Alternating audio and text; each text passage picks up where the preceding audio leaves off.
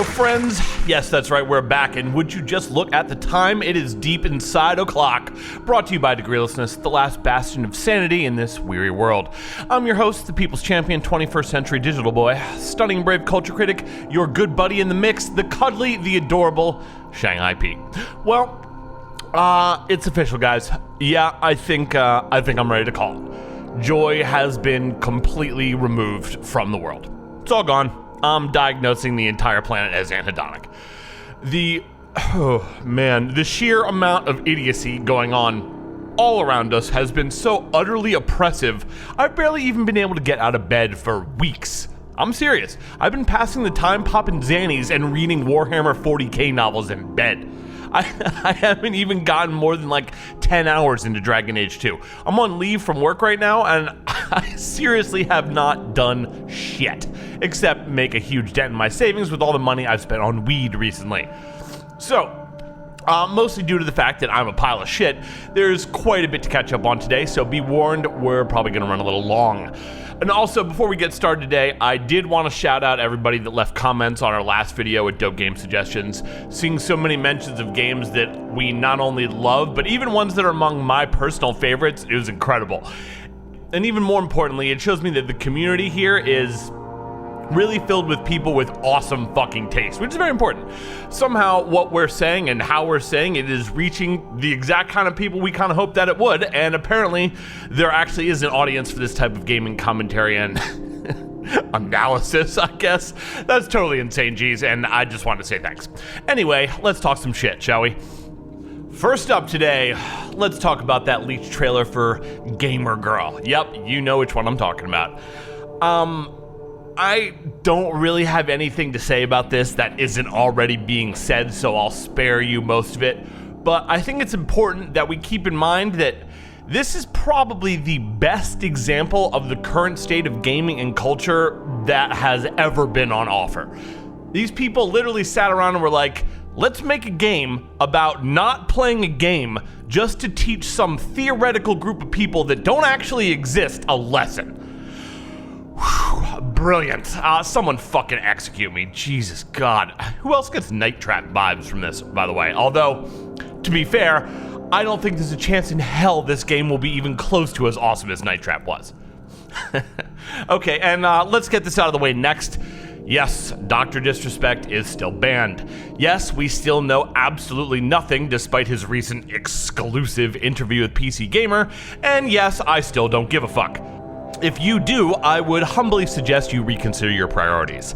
I'll admit, yeah, sure, to a certain amount of morbid curiosity, but you gotta face it, kids, whatever the truth is, there's no way that it's even close to as fascinating as any of the speculation. In all likelihood, it's probably some dumb contract dispute. Sorry to break it to you.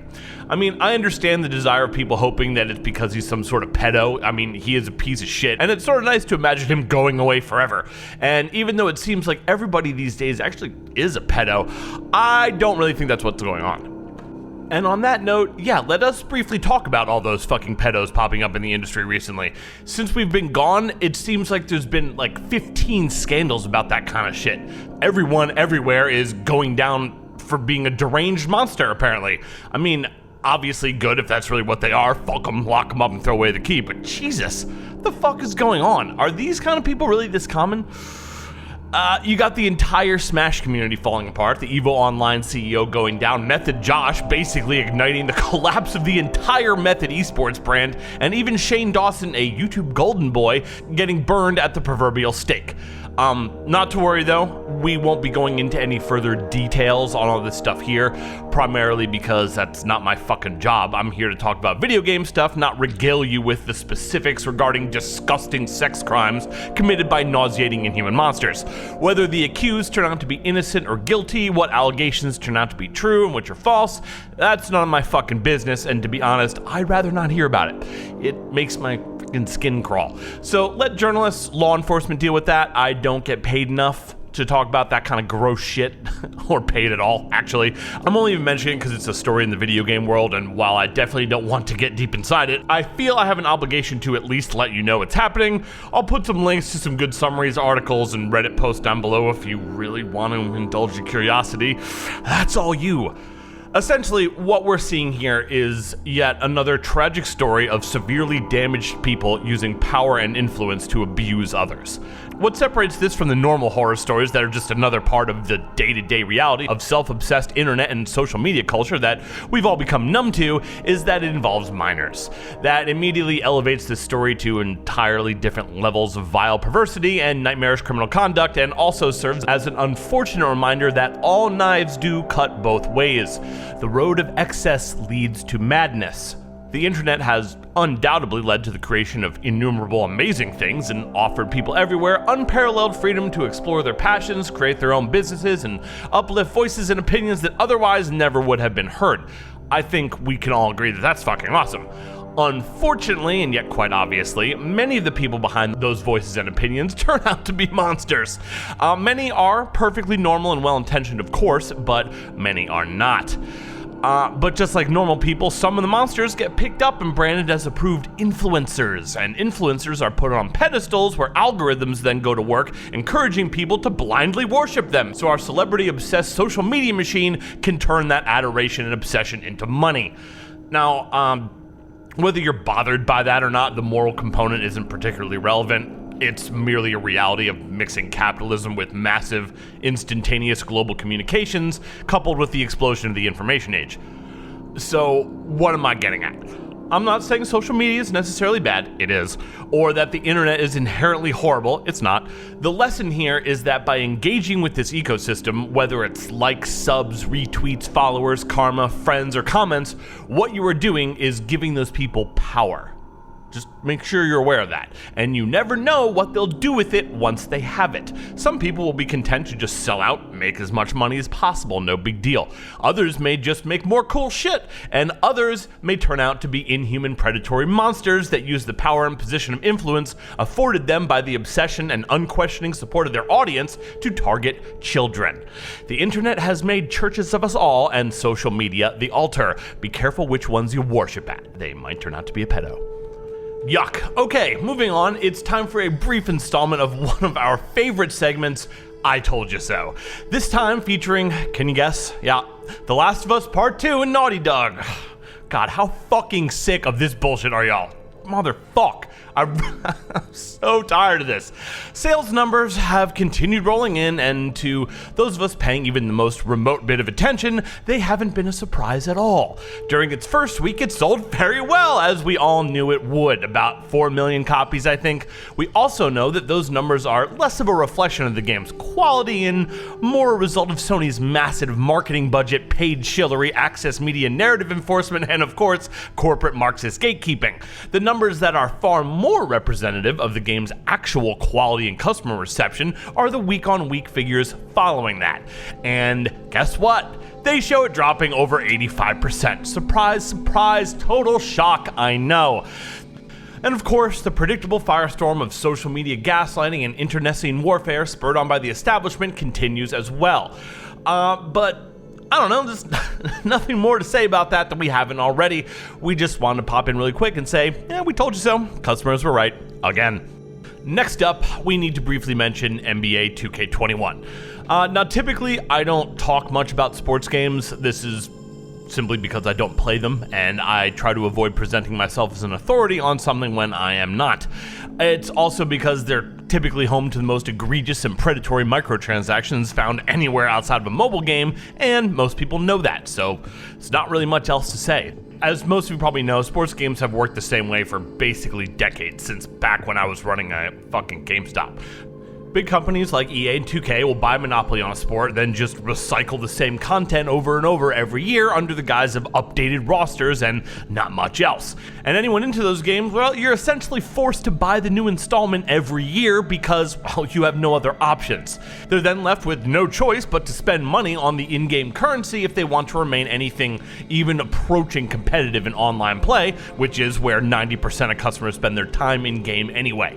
Disgusting, amoral, of course. But as I said, this is not a secret, nor is it a surprise. 2K basically has a monopoly on the NBA brand, so you either deal with what they do or you don't play a basketball game online anymore. And now they're making customers pay $70 instead of $60 for the new next-gen release, in addition to all the microtransactions. Is this the beginning of a new pricing trend, perhaps, that we're going to see with the new next-gen?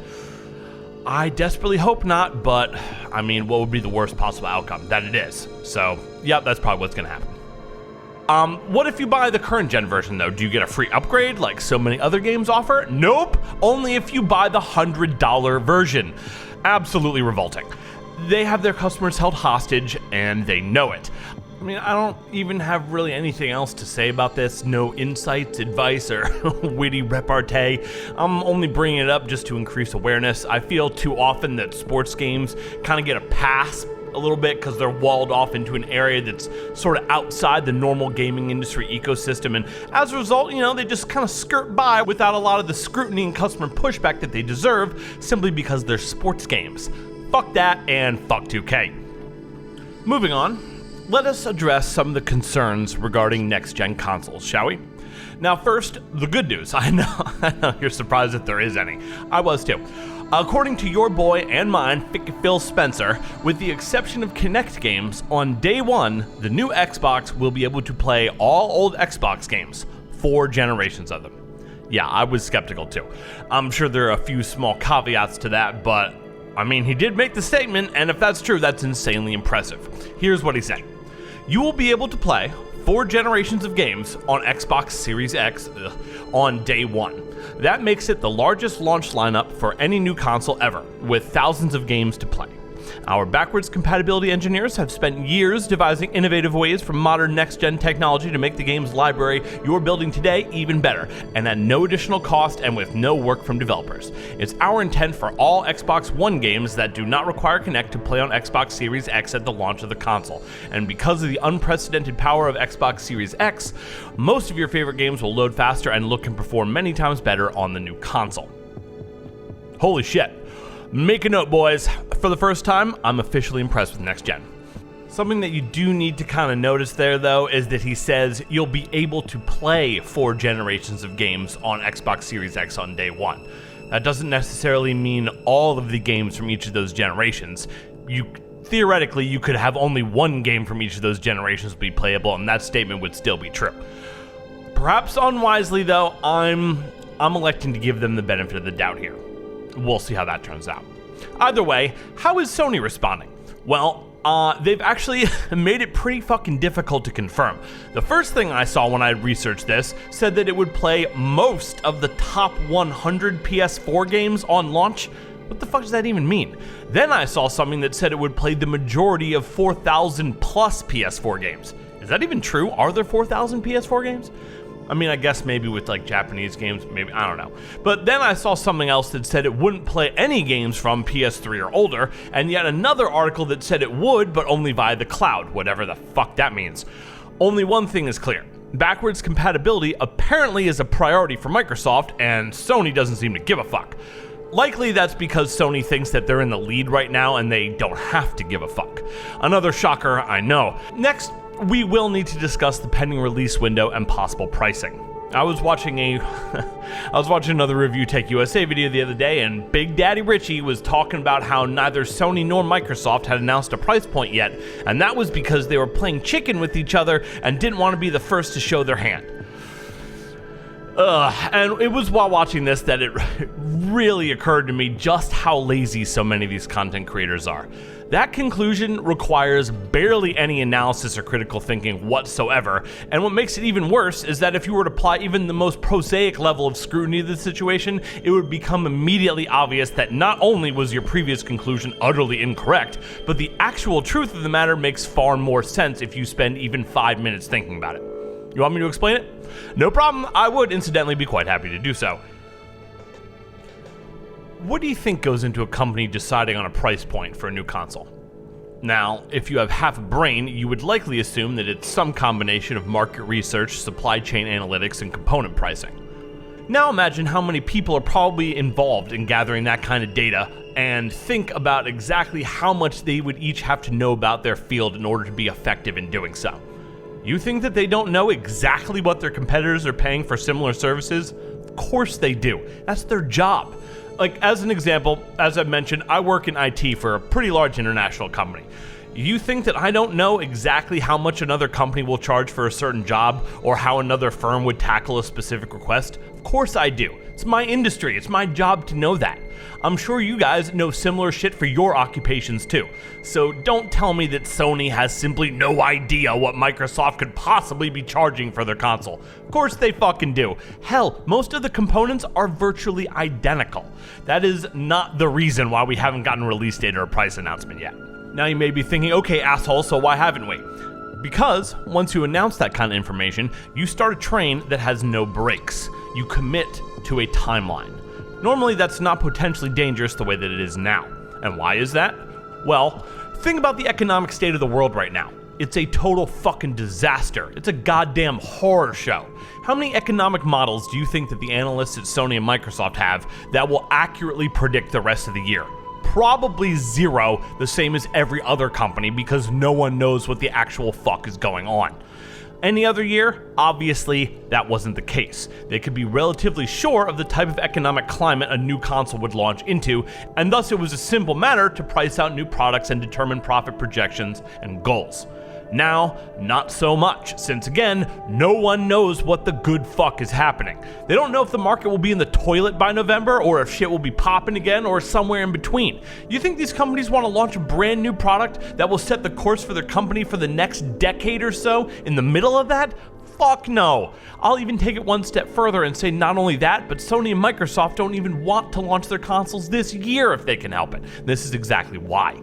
There's no profit in rushing these consoles to market in the middle of this global catastrophe. And the only reason they're even considering it is because they're worried the other guy might. Think about it. What do they have to gain by launching in the middle of an unprecedented economic upheaval, where most families are food and housing insecure and have almost zero disposable income? At best, they barely managed to meet the expectations set by the previous console launch. At worst, they can't even recoup losses from hardware sales, they miss profit goals, their stock takes a dive for fucking up so badly in Q4, and the entire ecosystem for the new console is at best uncertain. It's way too much risk. I would even say far, far beyond the normal calculated risk for this type of endeavor, precisely because it can't even be calculated. Trust, launching new consoles during this madness is the last fucking thing anyone wants to do. See, while they can easily determine likely price points for their competitors' products, what they can't do is know for certain whether or not they will actually follow through and really launch the console. Because while history has shown that early stumbles regarding pricing and features can eventually be surmounted, one thing that is almost a guaranteed KO is launching before your competitors. PS3 never came back from the 360, beating it to market by almost a full year. Sure, there were some great games on the PS3 and both systems eventually sold pretty comparably, but we all know the 360 dominated that generation. So that's why we haven't gotten release dates or price points yet, because both companies are still desperately hoping that they can maybe put off launching till next year at a time when hopefully economic climates will have stabilized. But the moment they commit to a price, then they will need to commit to a release date. And once they've done that, there's no going back. Remember, neither company even has a single next-gen exclusive that's a must-have. They have absolutely no need to get these consoles out anytime soon. Okay, now all that being said, how much do I think this garbage is going to run us? $5.99 for the disc version, $4.99 for the digital. Both Sony and Microsoft. Yep. I don't see any possible way that they can go for any less with the components that they're using. Keep in mind, it's pretty standard fare for these companies to lose money on hardware sales and have to make it up later. That's pretty standard, so they're already losing money. You really think that they can get all this shit priced down to $4.99 and $3.99 and not be an utter disaster, especially with the Rona running rampant and the economy and the entire world all fucked up? Hell no. Hell no. $5.99 for the disc version, $4.99 for the digital. Definitely. Who knows though? Who knows? Eventually they will have to put them out, and eventually we will definitely see whether I was right or whether I was wrong and made myself look like a fucking idiot. Hell, it would not be the first time. Finally tonight, I wanted to give just a brief update on some of the games we've been playing, mostly at your suggestions. Now, the first games that I grabbed were Dragon's Dogma for Switch and Dragon Age Origins for PC. I played a little of Origins for PS3 many years ago. I remember liking it, but for whatever reason I stopped after only a few hours. Dragon's Dogma I had never heard of though, so I tried that first. My initial thoughts, the pawn system is bizarre. The stamina mechanic literally made me lose my fucking mind. But the combat overall was good, the engine and art direction were surprisingly fucking good for its age, and the RPG system showed tons of promise. Probably put about 5 or 6 hours into it before I fired up Origins on the PC, and holy shit. I haven't gone back yet because I played that straight through, putting in about 37 hours before beating it, then immediately picked up Dragon Age 2 and started playing that. Goddamn fuck, BioWare. I think a lot of people have forgotten just how many incredible games that they've made over the years. Sure, on a purely intellectual level, like, I'm aware of most of their catalog, and I know it's a generally accepted fact that for the most part it's considered very good, but man, I think I'd forgotten just how good. If your most recent experience with BioWare has been like the Mass Effect series or, God forbid, Anthem, you owe it to yourself to go back and play some of their other stuff. Be warned though, it's going to make you even more upset and brutally aware of just how far they've fallen. Remember, in addition to Dragon Age and Mass Effect, they're also responsible for Baldur's Gate 1 and 2, Jade Empire, Neverwinter Nights, KOTOR of course. God, you motherfuckers, it's so fucking sad. Now, when juxtaposed with any decent modern game, their most recent game, Anthem, is an embarrassment. But when you compare it with their previous games, it's mortifying and an absolutely crushing disappointment. Okay, I don't want to talk about this anymore. I'm depressing myself. What I'm really trying to say is thank you all for the suggestions. I'm absolutely obsessed with the Dragon Age series right now. Anyone who hasn't played them should go do it. Whew, okay, I think that does it for the July recap. Not to worry, we are definitely not shifting to a 1 video a month schedule or any bullshit like that. Some personal stuff along with a general pervading sense of ennui just made us really lazy this month, man. We should be back to our regular schedule of 1 or 2 videos a week now. Thank you for sticking with us. As always, we appreciate you spending this little bit of your free time with us. We love you today, we love you all the way. Don't forget to smash the downvote button, leave a comment calling me an edgy boy below, and remember to subscribe because in 2020, all we really want is more content for the feed.